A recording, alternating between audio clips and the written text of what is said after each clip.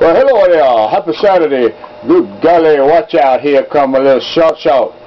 One time I was over at the gunny shack, and I was out there in front of the gunny shack messing around. I had that super sport that I told you about, out running the cops in. I was out there messing around, and this old cop come up. He was a Houston cop, and we was not in Houston. We was out in the county. And he come up, and he's looking at the car. He's talking about how nice it was. And he sat in it, and while he was messing with the console gear shifter and stuff there, he seen something. He reached down, and what he pulled out was a Camel cigarette, because I smoked Camel cigarette, and the old Camel had gotten wet and turned all brown, you know, from the back end and everything. And he pulled it out, and he said, "This here a joint." And he said, "You know, I could arrest you." I said, "Officer, that's not a joint. That's a Camel cigarette." And he said, "I'm a Houston police officer, and I know a joint when I see one." And I said, "Well, if you're a Houston police officer, you're a little out of your jurisdiction, ain't you?"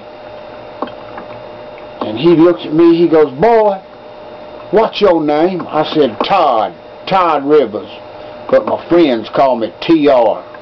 And do you know, to this day, when I'm out there in the world and I see some old friends, they still call me TR.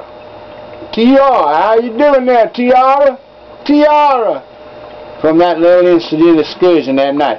And then the gunny, the owner of the establishment, he come out there and he said, "What's going on here in at cops here?" "I found this joint in his car."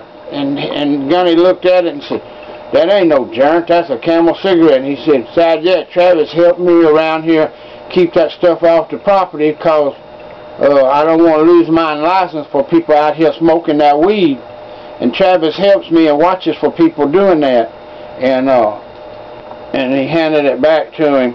Anyway, the old cop finally went on about his business, and I guess he went on to mess with the next guy. But Houston police not even know the difference between a reefer and a Camel cigarette what's been wet.